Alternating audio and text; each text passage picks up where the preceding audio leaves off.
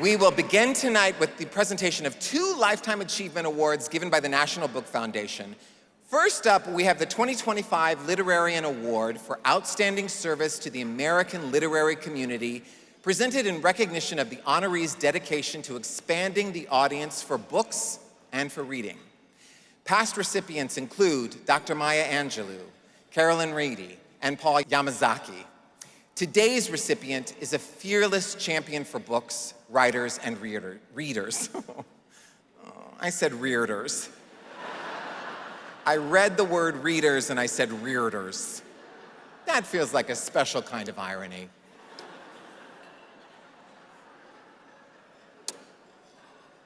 Here to present the Literarian Award this evening is National Book Award winner Jacqueline Woodson.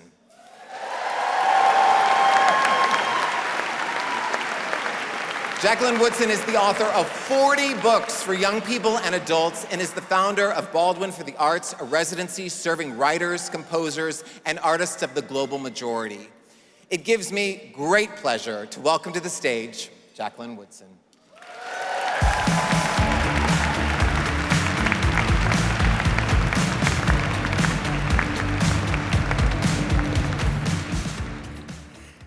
Shout out to the people in the chairs. You know, I always love that back table with the folks who are the support staff that keep us all doing the work we're doing. So shout out to the young people who can't afford the expensive seats, and shout out to the people who are, you know, here supporting arts in all kinds of ways. Thank you. So I wrote my speech and it's on the teleprompter, but I'm a writer, so I edited it. So that is now draft number 2. I'm on draft 3. It gives me so much pleasure to present Roxane Gay with this year's Literarian Award for outstanding service to the American literary community. I could stand here and tell you how much and for how long I've adored Roxane, how she is one of the most generous, kind, and funny people I've ever known, how her patience when explaining basic ideas to very dense people is absolute goals, how she and her beloved wife, Debbie, are family. But I only have a few minutes, so what does it mean to be a literarian? It means walking through the world with a deep understanding of the assignment. Audre Lorde said we must wake up knowing we have work to do and go to bed knowing we've done that work. Being a literarian means being committed to the greater good of art itself. It means being a champion and supporter of others doing that work. It means believing deeply in community, activism, and love. It means showing up even when you're exhausted from all of that showing up. It means doing what Roxane has always done. As an award-winning writer of both fiction and nonfiction, as a professor, as an editor, a cultural critic, Roxane has been intentional about creating spaces for writers and readers, for folks in publishing, for queer folks, for folks with disabilities, for folks of the global majority. In some way, Roxane's literarianship has over the decades touched each of us in this room. She has been fearless in her showing up and calling out and making changes.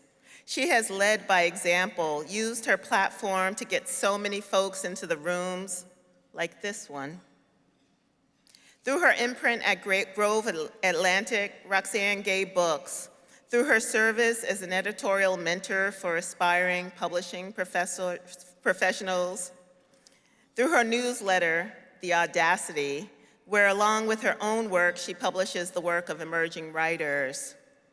The ways in which Roxane has shown up for our literary communities would take far more than 3 minutes to expound upon. This honor is a long time coming to this stage, but Roxane has been a literarian for decades. I'm so glad we get to celebrate her in all her grandeur tonight. I would be remiss if I didn't point out that aside from being an absolute beloved superstar and a phenomenal baker, over and over again, Roxane Gay has been named the sexiest voice in literature. We don't yet have a medal for this honor, but it's coming. But beyond all of this, Roxane Gay is my friend. I am thankful to the ancestors who gave me the gift of being able to walk the planet at the same time that she is walking it, of having the amazing moments when I, like so many of us, can walk it beside her. Congratulations, my friend.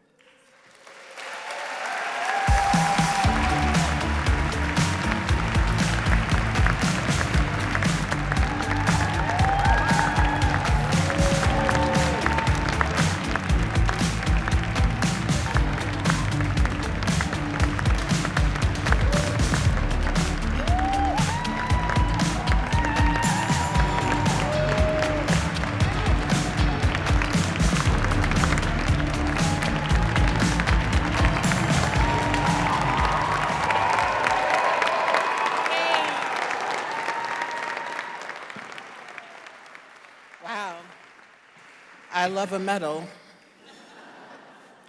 Thank you truly to everyone, but thank you especially to the National Book Foundation for this recognition.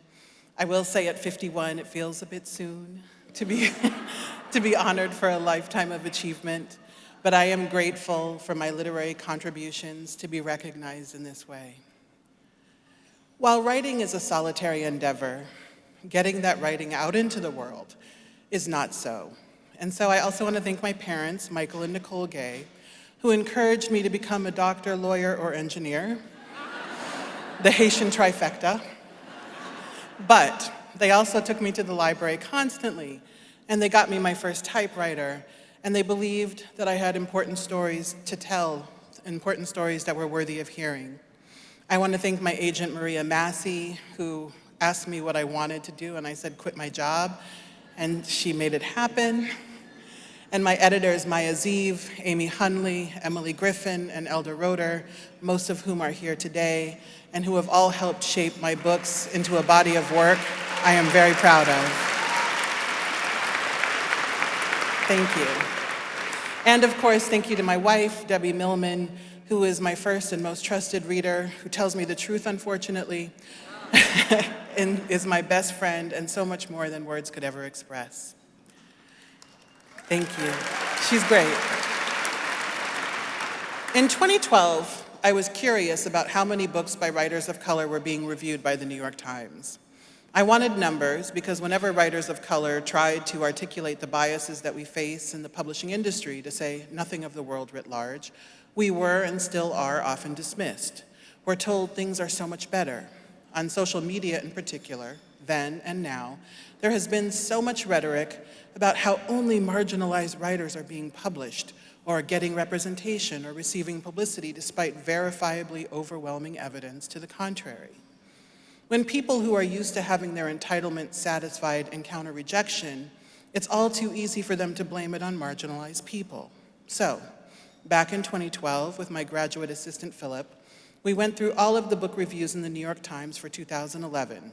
It was painstaking, tedious work. We looked at 742 books reviewed across all genres, and the numbers were alarming, but they were not surprising. Nearly 90% of the books reviewed were by white authors, and the gender balance wasn't that great either. This was only one data set, but it did reflect the publishing industry's general output, despite the ongoing and bitter recriminations about how straight white men just can't catch a break in an industry where they are vastly overrepresented. Alas, who will think of them? Those numbers did get some attention, but then people moved on to the next thing, which is the nature of the news cycle. But I never forgot them, even as I began publishing books and writing more books and touring and being a writer out in the world.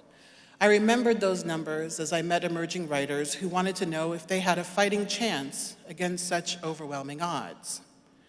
So many people have contributed to my success that I knew I could do much more than compile some numbers.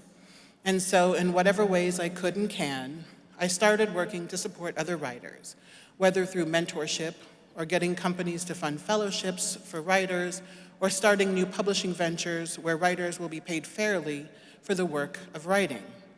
Because however much we love writing, it is also work.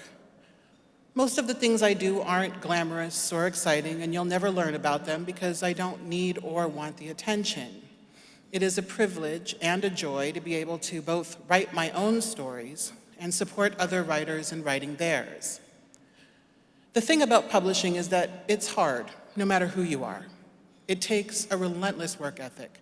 It does take some talent, though there are exceptions to that. And it also requires luck. And I have been very lucky over the past decade. I am a rare bird.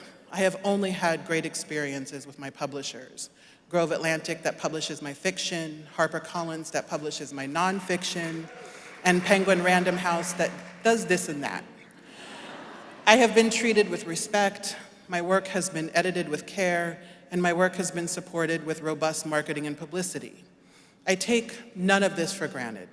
And in fact, this has only motivated me to do everything in my power to ensure that more writers can find the audiences that their books deserve and have positive experiences. When I advocate for other writers, I'm doing it because I refuse to work from a scarcity mindset. Even though the resources of this abundant world are distributed inequitably, that really does not have to be the case in publishing. There is room for all of our voices, and the people in this very room have the power to do better. You have the power to address the imbalances of who gets the big fancy advances and who is left to wither on the vine. You have the power to ensure that writers from all walks of life have genuine opportunities to publish their books. You have the power to abandon old ways of thinking and nonsense metrics like social media followings as a determining factor in buying a manuscript. You don't need to commission studies. You don't need special initiatives. You just need to adjust your math a little bit and expand your thinking. There's nothing I can say here that publishers don't already know, but I hope that the people gathered here tonight for this wonderful celebration recognize that you have the power to create the change that the publishing industry so desperately needs, and you will be remembered for how you use that power or how you don't. Thank you again. This is truly an honor.